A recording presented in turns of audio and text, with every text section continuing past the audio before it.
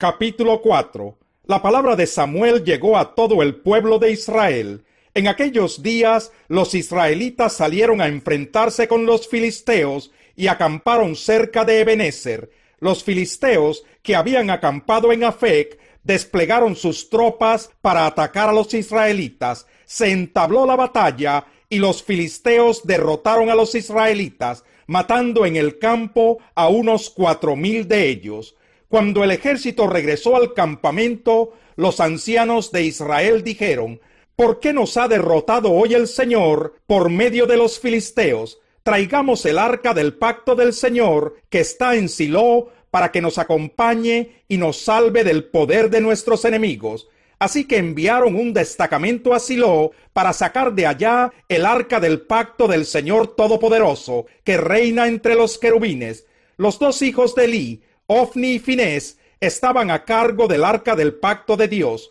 Cuando ésta llegó al campamento, los israelitas empezaron a gritar de tal manera que la tierra temblaba. Los filisteos oyeron el griterío y preguntaron: ¿a qué viene tanto alboroto en el campamento hebreo? Y al oír que el arca del Señor había llegado al campamento, los filisteos se acobardaron y dijeron: Dios ha entrado en el campamento. ¡Ay de nosotros, que nunca nos ha pasado algo así! ¡Ay de nosotros! ¿Quién nos va a librar de las manos de dioses tan poderosos que en el desierto hirieron a los egipcios con toda clase de plagas? ¡Ánimo, filisteos! Si no quieren llegar a ser esclavos de los hebreos, tal como ellos lo han sido de nosotros, ármense de valor y luchen como hombres. Entonces los filisteos se lanzaron al ataque y derrotaron a los israelitas, los cuales huyeron en desbandada. La matanza fue terrible, pues de los israelitas cayeron 30,000 soldados de infantería. Además, fue capturada el arca de Dios y murieron Ofni y Finés, los dos hijos de Elí. Un soldado que pertenecía a la tribu de Benjamín salió corriendo del frente de batalla, y ese mismo día llegó a Silo con la ropa hecha pedazos y la cabeza cubierta de polvo. Allí se encontraba Elí, sentado en su silla y vigilando el camino, pues su corazón le temblaba solo de pensar en el arca de Dios. Cuando el soldado entró en el pueblo y contó lo que había sucedido, todos se pusieron a gritar. ¿A qué viene tanto alboroto?, preguntó Elí al oír el griterío. El hombre corrió para darle la noticia. Elí ya tenía 98 años y sus ojos ni se movían, de modo que no podía ver. Vengo del frente de batalla, le dijo a Elí. Huí de las filas hoy mismo. ¿Qué pasó, hijo mío?, preguntó Elí. Los israelitas han huido ante los filisteos, respondió el mensajero. El ejército ha sufrido una derrota terrible. Además, tus dos hijos, Ofni y Finés, han muerto, y el arca de Dios ha sido capturada. Solamente de oír mencionar el arca de Dios, Elí se fue de espaldas, cayéndose de la silla junto a la puerta. Como era viejo y pesaba mucho, se rompió la nuca y murió. Durante 40 años había dirigido al pueblo de Israel. Su nuera, la esposa de Finés, estaba embarazada y próxima a dar a luz. Cuando supo que el arca de Dios había sido capturada y que tanto su suegro como su esposo habían muerto, le vinieron los dolores de parto y tuvo un alumbramiento muy difícil. Al verla agonizante, las parteras que la atendían le dijeron: «Anímate, que has dado a luz un niño». Ella no respondió, ni siquiera les hizo caso, pero por causa de la captura del arca de Dios y por la muerte de su suegro y de su esposo, le puso al niño el nombre de Icabod, para indicar que la gloria de Israel había sido desterrada. Exclamó: «Se han llevado la gloria de Israel. El arca de Dios ha sido capturada». Capítulo 5. Después de capturar el arca de Dios, los filisteos la llevaron de Ebenezer a Asdod, y la pusieron junto a la estatua de Dagón en el templo de ese dios. Al día siguiente, cuando los habitantes de Asdod se levantaron, vieron que la estatua de Dagón estaba tirada en el suelo, boca abajo, frente al arca del Señor. Así que la levantaron y la colocaron en su sitio. Pero al día siguiente, cuando se levantaron, volvieron a encontrar la estatua tirada en el suelo, boca abajo, frente al arca del Señor. Sobre el umbral estaban su cabeza y sus 2 manos separadas del tronco. Por eso hasta el día de hoy, ninguno de los que entran en el templo de Dagón en Asdod pisan el umbral, ni siquiera los sacerdotes. El Señor descargó su mano sobre la población de Asdod y sus alrededores, y los azotó con tumores. La gente de Asdod reconoció lo que estaba pasando y declaró: el arca del Dios de Israel no puede quedarse en medio nuestro, porque ese Dios ha descargado su mano sobre nosotros y contra nuestro Dios Dagón. Así que convocaron a todos los jefes filisteos y les preguntaron: ¿qué vamos a hacer con el arca del Dios de Israel? Trasládenla a la ciudad de Gat, respondieron los jefes, y así lo hicieron. Pero después de que la trasladaron, el Señor castigó a esa ciudad, afligiendo con una erupción de tumores a sus habitantes, desde el más pequeño hasta el mayor. Eso provocó un pánico horrible.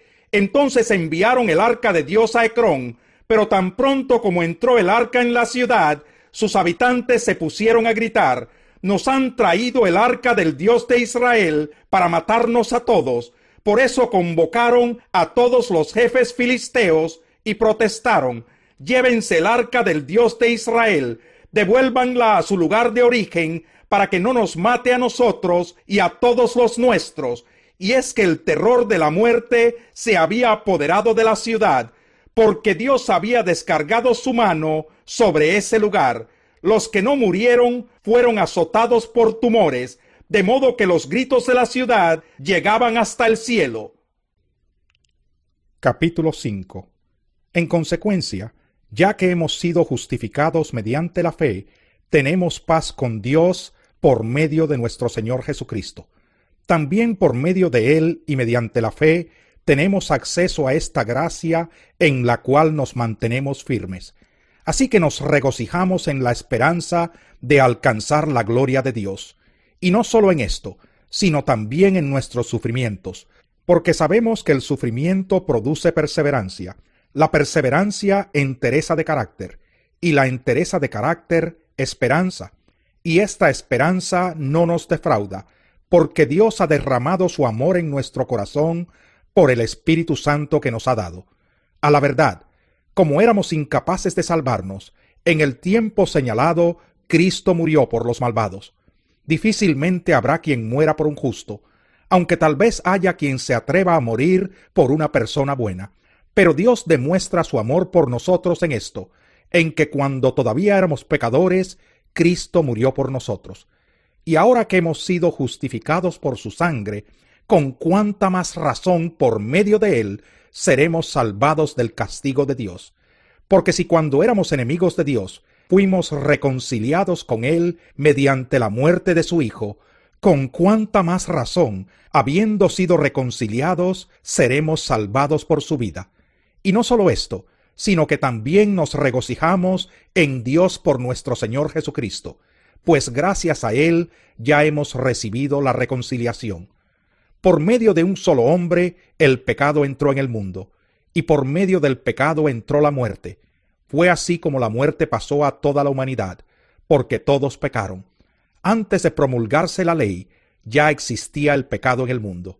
Es cierto que el pecado no se toma en cuenta cuando no hay ley. Sin embargo, desde Adán hasta Moisés, la muerte reinó, incluso sobre los que no pecaron quebrantando un mandato, como lo hizo Adán, quien es figura de aquel que había de venir. Pero la transgresión de Adán no puede compararse con la gracia de Dios. Pues si por la transgresión de un solo hombre murieron todos, cuánto más el don que vino por la gracia de un solo hombre, Jesucristo, abundó para todos. Tampoco se puede comparar la dádiva de Dios con las consecuencias del pecado de Adán. El juicio que lleva a la condenación fue resultado de un solo pecado, pero la dádiva que lleva a la justificación tiene que ver con una multitud de transgresiones. Pues si por la transgresión de un solo hombre reinó la muerte, con mayor razón, los que reciben en abundancia la gracia y el don de la justicia reinarán en vida por medio de un solo hombre, Jesucristo. Por tanto, así como una sola transgresión causó la condenación de todos, también un solo acto de justicia produjo la justificación que da vida a todos. Porque así como por la desobediencia de uno solo muchos fueron constituidos pecadores, también por la obediencia de uno solo muchos serán constituidos justos. En lo que atañe a la ley, ésta intervino para que aumentara la transgresión. Pero allí donde abundó el pecado, sobreabundó la gracia, a fin de que así como reinó el pecado en la muerte, reine también la gracia que nos trae justificación y vida eterna por medio de Jesucristo nuestro Señor.